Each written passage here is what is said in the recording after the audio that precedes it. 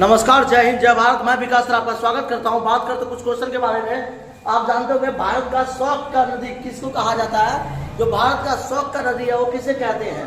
और बिहार की बात करें तो बिहार का शौक का नदी कोसी नदी है, सबसे खतरनाक नदी है बिहार का, जिसे बाढ़ फैला देती है। और विश्व की बात करें कि विश्व का शौक का नदी किसे कहा जाता है, तो कर्मनाशा जो है सबसे बड़ा नदी है और ये शौक का नदी कहलाता है, जो पूरे भारत के लिए एक खतरा है, एक शौक का नदी है।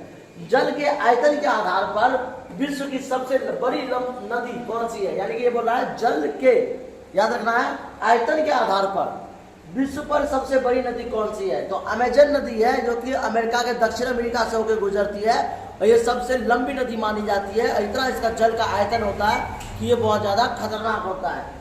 विश्व में ऐसी कौन सी नदी है जिसमें मछली नहीं पाई जाती है? नदियों की अगर बात करें तो गंगा सबसे ज्यादा भारत में लंबी नदी मानी जाती है, 3600 किलोमीटर की दूरी तय करती है गंगा।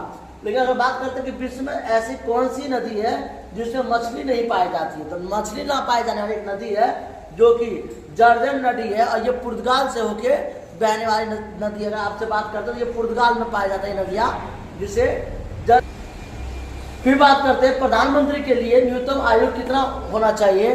आप जानते होंगे लोकसभा का अध्यक्ष बनने के लिए कम से कम 25 से लेकर 35 तक की एवरेज उम्र होना चाहिए। तो ये बोल रहा है प्रधानमंत्री बनने के लिए कम से कम न्यूनतम आयु 25 होना चाहिए। जो बंदा 25 साल का हो, एक शिक्षित व्यक्ति हो। प्रधानमंत्री पद से त्याग पत्र देने वाला भारत के पहले प्रधानमंत्री कौन थे जिन्होंने अपना त्याग पत्र दे दिया था प्रधानमंत्री रहते हुए?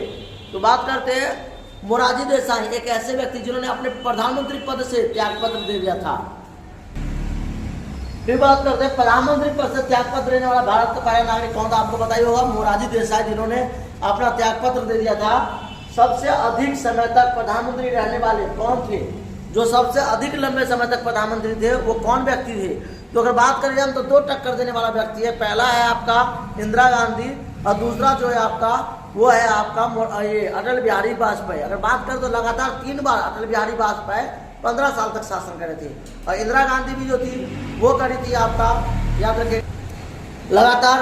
और इंदिरा गांधी भी अपने भूमिका में 3 वर्ष को आधार पर बनी थी और वो भी लंबे समय तक प्रधानमंत्री थी।